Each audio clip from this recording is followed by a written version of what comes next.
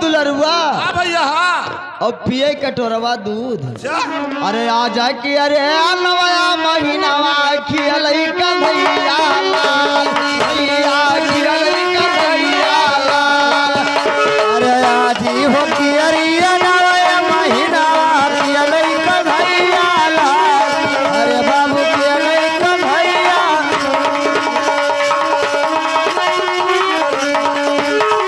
खियलई कन्हैया लाल। रुअजई रुअजना हुई बरहान, रुअजई नई बई दुआर, आई का रुअजई नई बई दुआर। अरे रुअजई रुअजना हुई बरहान, रुअजई नई बेदुआ। अरे बाबू रुअजई नई बेदुआ।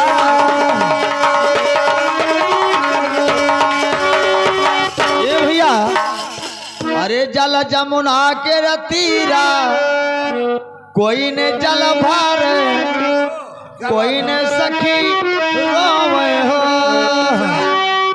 अरे बहनी ठाड़ी रे जसोदरा मनावई कवाना दुख।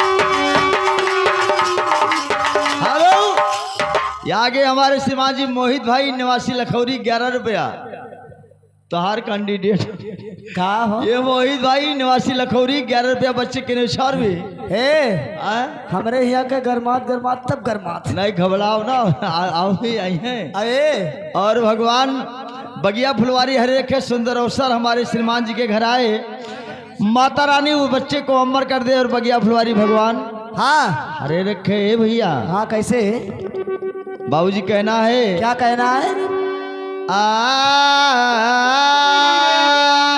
कैसे नहीं घरे दारू न सास, नहीं हरवा नहीं दूरी बसा। अरे बहिनी नहीं मोरे पीवा पार दे सदो सारा तू करो।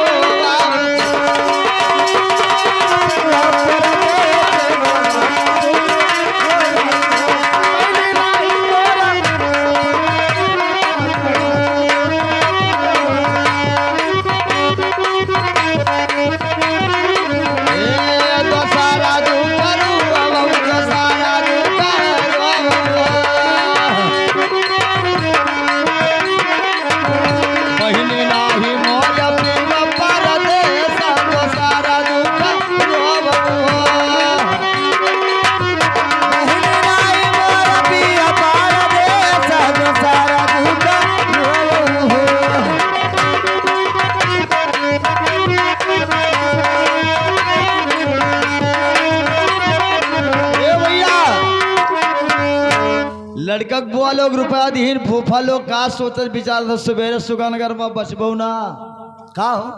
फूफा लोग यहाँ धनाक जब यही रुपया दिया है ना तो हाँ वह बता देते है। मैंने फूफा लोगन का टाइम आएगा है यार बुआ लोग का तो रुपया झोंका झोंक होते है। हाँ तब अपने भतीज के न्यौछार में बुआ लोग रुपया उड़ाया है। तो मैंने ये बताओ ऐसा ही सरकार के हक चलत है?